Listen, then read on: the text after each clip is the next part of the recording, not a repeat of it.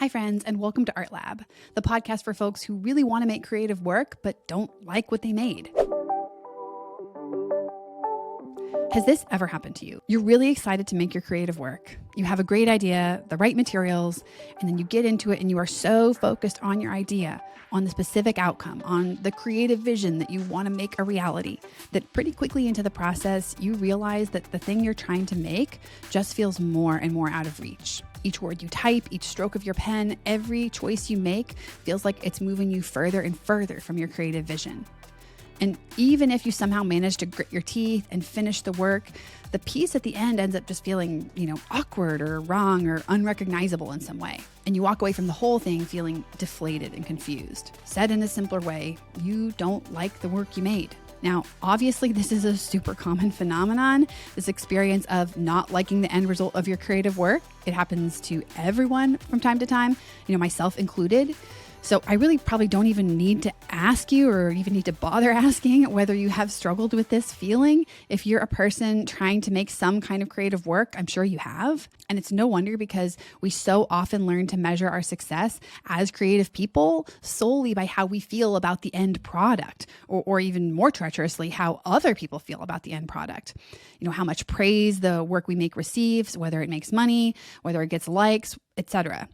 And we don't really learn to think much about our own experience of engaging in the creative process, whether we like it or not, whether it's challenging us or fulfilling us. And one of the clearest examples of this for me is the structure of a typical drawing class and what ends up getting evaluated, which is almost exclusively the finished work itself. Yes, sometimes while you're in the class, while you're at your board, there might be a professor walking around critiquing your technique, but mostly you make your pieces, you put those finished pieces up on the wall, and then you all stand around and critique that finished work. That's the thing that's evaluated. And that's the type of evaluation that we all learn to engage in. Product-focused evaluation, critiquing the finished work for technical flaws, originality, impact, etc. And most of us are not really taught to evaluate or measure or reflect on our own subjective experience of the process. And honestly, this just makes sense to me because we live in a world that values production and outcomes and specific things that we can see and touch and measure. And while the creative process, on the other hand, and the feelings surrounding it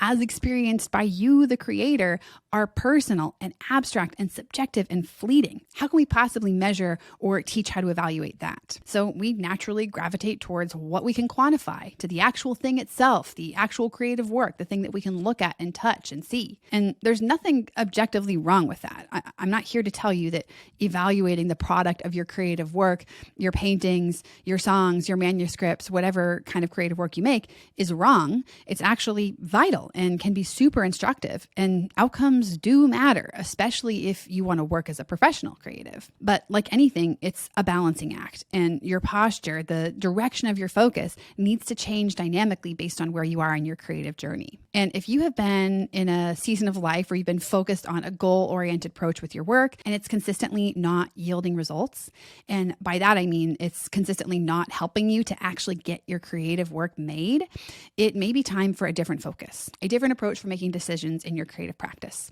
One that focuses less on the product and more on the process of making it. Now, you may be rolling your eyes right this very minute. You've heard this one before, right? Yes, focus on the process is a pretty common piece of advice. But I think like a lot of platitudes, we've heard it so many times that it's lost any real meaning, any sense of specific meaning.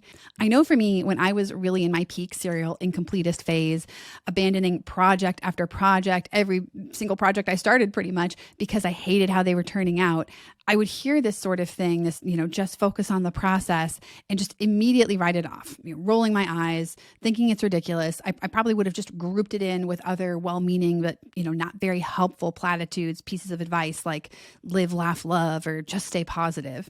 But of course, the other cliche about cliches is that they're cliche for a reason.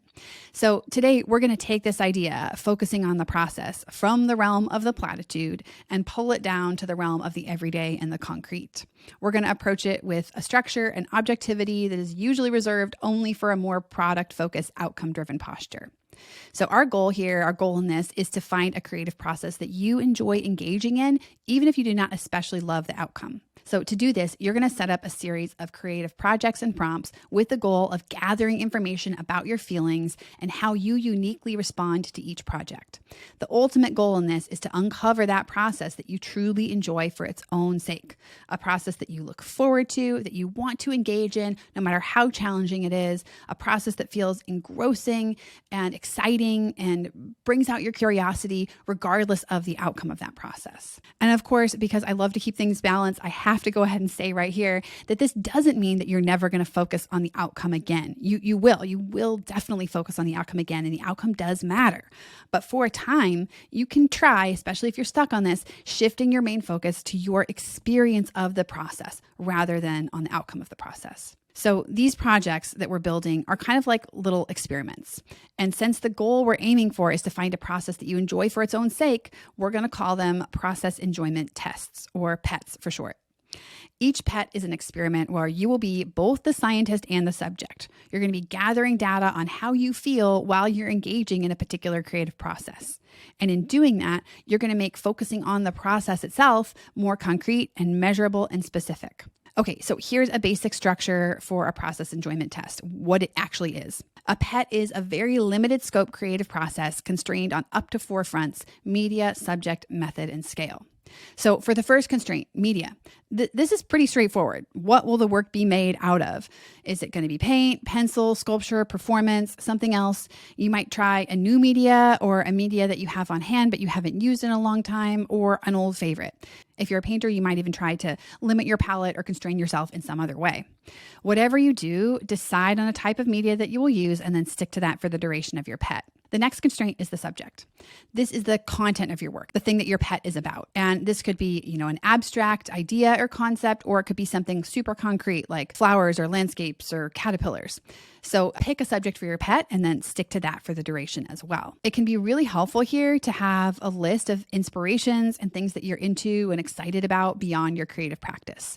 So if you're a musician, it wouldn't just be a list of other musicians that you like or other songs that you like, even though they could be on there too. It would include lots of other things that get you excited or keyed up in some way, things that are beyond your area, the real estate of your creative scope. So, books, genres, places in the world, types of food, sports. It can be anything and everything that you're curious about, that you're interested in, that gets you excited in some way. I know for me, my list has things that are super concrete, like, pie and trees and the color yellow, and things that are more abstract, like motherhood and the feeling that you get on a sunny fall day when everything is perfect and gorgeous, but it's not going to stay that way for very long. And when making your own list, I'd recommend including pretty much anything that can fit in the following categories: things that you enjoy talking about with others, things that you tend to think about a lot or have thought about for a long time, and then things that you appreciate looking at or experiencing. And you may already have this kind of a list on hand. It's, a fairly common creative exercise. I think a lot of us have done versions of this. So you can either just work from one that you already have or make a new one. But then when you're choosing this subject constraint, when you're looking at your list and you're actually picking what subject it's going to be, how you're going to constrain your PET, I'd recommend keeping it fairly simple initially so that you don't accidentally get too focused on the product or the outcome. We're not digging into this list so that you can come up with the perfect finished product, a crafted piece of work that, perfectly expresses your style and your interests and these things from your list that indicate who you are at a deep level. We're combing through this list for a much more basic reason. We are just looking for things that you like on their own, that are interesting to you on their own, in order to harness some of that interest and energy and curiosity and use it for motivation to engage in your creative process. Something that I found really helpful when I was first getting started was focusing on those subjects that didn't really feel good enough to be real art. Andy Miller calls these things guilty pleasures. And for me, they're the things that are interesting and fun, things that I'd want to chat with a friend about at a party, but they don't necessarily feel innately serious or important. Another way to think about this would be to take kind of the opposite approach to some of the most common advice that's given about nutrition, which is to eat the least processed food possible, keep it local and whole grain and plant-based, all of that. And my understanding as a non-nutritionist, someone who's not a nutritionist, is that the reason that this is recommended is that it's more work for your body to break down oatmeal, a bowl of oatmeal, than it is to break down an oatmeal cookie. But for our pet, we're actually looking for the complete opposite. We are looking for the oatmeal cookie. We want the refined carbohydrates, the white bread, the soda, the candy, basically just, what's the thing that you can easily reach for because it tastes good and it's fun and you enjoy it and it doesn't require a whole lot from you. That's what we're looking for in terms of the subject for your pet. And in general, I would say that the more stuck you feel here, the more inertia you're experiencing, the more sugary your subject should be. And again, remember that doesn't mean that you're never going to tackle one of those weightier subjects from your list. You will. That will be something that happens at some point. But right now, your aim is to discover what kind of creative process you specifically enjoy engaging in. And to get unstuck, you are just setting aside those more, fiber-dense subjects, those weightier subjects for another time and reaching for those refined carbohydrates. So the next constraint is the method. And this is the how of making the work. So for art, it would be, realism or abstraction, conceptual or figurative, almost like the academic discipline or approach that you're going to use to create that work. And this is definitely related to the media and the subject. And I think probably depending on the type of work that you engage in, they might even end up just being collapsed into the same category. But it's a bit of a broader category. And sometimes if a constraint on the subject or media angles didn't work, mixing it up on the method can make it easier for you to tap into your experience of the process. For example, if you have felt stuck trying to make realistic work, regardless of the media that you're using or the subjects that you're taking on, maybe try something looser for your process enjoyment test. Or if you're feeling kind of limited by non-figurative work, let yourself experiment with recognizable forms. There are tons of different ways to mix this up. All right, so the last constraint is scale. And by scale, I don't just mean the actual physical size of the piece, though that can definitely be a part of it. Scale is just the overall size and scope of the project. So yes, the physical dimensions, but also the number of works, the length of works, the amount of time that is invested in each of them, etc. Basically anything that you can measure with a number. And if you're planning on using other constraints in your process enjoyment test, the media, the method, or the subject, I recommend that you also constrain the scale at some level too, because this will enable you to easily determine when your pet is complete. So ideally, your pet prompt would be not just create 4-inch blue glazed pots, but create 20 4-inch blue glazed pots. It's pretty straightforward when 20 has been reached. It either has or it hasn't. And the great thing about this framework is that in addition to a clear endpoint, it's not really geared towards evaluating the outcome beyond whether it's complete or not. 20 pots is just 20 pots. It's either done or it's not. Not 20 technically perfect pots or 20 beautiful pots, just 20 pots. So whatever scale you end up setting for your pet, I recommend you give it at least 2 to 3 pieces to see how you feel about a given process. And that's because when you're just getting started on something, and at least for me anyway, especially when I'm trying a different approach or anything that's new, the first few pieces are almost always going to feel awkward and uncomfortable to some extent.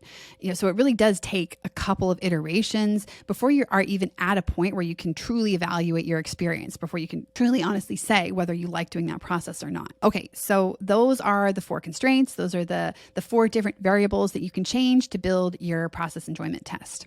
So to actually run the process enjoyment test, you need to decide which of these constraints you're going to use. So if you've been stuck here for a while, feeling consistently like you don't like the work that you made and then feeling demotivated and, avoiding making creative work because of that, I would recommend making the container for your pet nice and cozy.